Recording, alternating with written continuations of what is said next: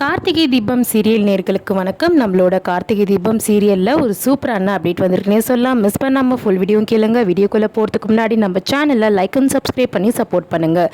இப்போ பார்த்திங்கன்னா நம்மளோட கார்த்திகை மருது ரெட்டு அப்படின்ற ஆதாரம் எதுவுமே கிடையாது. அந்த ஆதாரத்தை இப்போது சேகரிக்க போகிறாரு. நாளைக்கு நம்மளோட ரேவதிக்கும் மருதுக்கும் ஊரை கூட்டி பார்த்திங்கன்னா மண்டபத்தில் கல்யாணம் நடக்க போகுது. அந்த கல்யாணம் நடக்கக்கூடாது அப்படின்றதுக்கோசம் என்ன பண்ணுறாங்கன்னா, மருது ஒரு தப்பானவன் அப்படின்னு சொல்லிட்டு நிரூபிக்கிறதுக்கு கார்த்திக்கு இப்போ வரைக்கும் ஒரு ஆதாரம் கிடைக்கல. போலீஸ் இன்ஸ்பெக்டருக்கு கார்த்தி ஃபோன் பண்ணுறாரு. ஃபோன் பண்ணிவிட்டு இந்த மாதிரி எனக்கு ஒரு சான்ஸ் கொடுங்க சார், நான் எப்படியாச்சும் நான் நிரூபிக்கிறேன் அப்படின்ற மாதிரி சொல்கிறாரு. இன்ஸ்பெக்டரும் சரிங்க சார், நாங்களாம் வந்தால் அந்த ரவுடி அந்த பொறுக்கி தப்பிச்சு போயிடுறான், நீங்களாச்சும் முடிஞ்ச அளவுக்கு ஏதாச்சும் பின்வழியாக ஃபாலோ பண்ணி இதை முடிக்க பாருங்கள். முக்கியமாக அது கூட அந்த முருகனையும் நம்ம கண்டுபிடிக்கணும், அவள் வேற எங்கே தலைமறைவாயிருக்கான்னு சொல்லிட்டு தெரியல அப்படின்ற மாதிரி நம்மளோட இன்ஸ்பெக்டர் கார்த்திகிட்ட சொல்கிறாங்க. கார்த்தி என்ன சொல்கிறாருன்னா, சரி ஓகே சார், முதல்ல அவனை பிடிக்கிறதுக்கு ஆதாரம் வேணும். இப்போது அந்த முருகன் எங்கே இருக்கான்னு நம்மளுக்கு தெரியாது, அவனை தேடி கண்டுபிடிக்கிறதுக்கு நேரமும் நம்மளுக்கு கிடையாது. நாளைக்கு நடக்க போகிற ரேவதி கூட அவன் கல்யாணம் பண்ண போகிறான். அந்த கல்யாணத்தை தடுக்கணும்.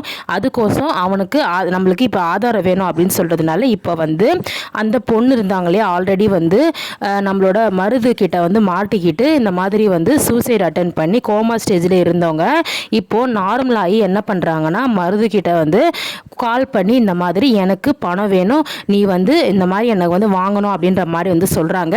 அப்போ பார்த்திங்கன்னா நம்மளோட மருது அதெல்லாம் முடியாது, ஏற்கனவே உங்கள் அம்மா காசு வாங்குறேன்னு சொல்லிட்டு போலீஸ் எல்லாம் கூட்டிகிட்டு என்னை அரெஸ்ட் பண்ண பார்த்துருக்காங்க, என்னத்தோ நீ போலீஸை கூட்டிகிட்டு என்னை அரெஸ்ட் பண்ணுறதுக்கு பார்க்குறியா அப்படின்ற மாதிரி சொல்கிறாங்க.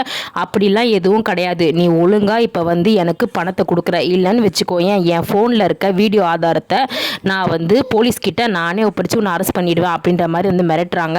ஆனால் அந்த வீடியோ ஆதாரம் பார்த்திங்கன்னா அழிஞ்சு போயிடுச்சு. ஆனால் இருக்கிற மாதிரி மருதுகிட்ட சொல்லி என்ன பண்ணுறாங்க, மருது வர வைக்கிறாரு. இப்போ கார்த்தி தான் இந்த பிளானை சொன்னது. நீ இந்த மாதிரி பண்ணினா கண்டிப்பாக அவனோட மூஞ்சி தெரிய வரும், அவன் அந்த மாஸ்க் போட்டுட்டு வர்றதுனால தான் அவன் முகத்தை நாங்கள் நிரூபிக்க முடியல அப்படின்ற மாதிரி சொல்கிறாங்க. இன்ஸ்பெக்டரும் பார்த்திங்களா பேசுகிறாரு போயிட்டு. அப்போ பார்த்திங்கன்னா, சரி சார், நீங்கள் சொல்கிறத நான் பண்ணுறேன், நீங்கள் கவலையப்படாதீங்க, கண்டிப்பாக நான் அந்த மருதுவை மாட்ட வைக்கிறதுக்கு உனக்கு உதவி செய்கிறேன் அப்படின்ற மாதிரி சொல்லிடுறாங்க கார்த்திகிட்ட. இப்போ பார்த்திங்கன்னா நம்மளோட மருது கார்த்தி சொல்கிற இடத்துக்கு வர சொல்லு அப்படின்ற மாதிரி மருது பார்த்திங்கன்னா கரெக்டாக இப்போ கையங்கலமாக மாட்ட போகிறாரு.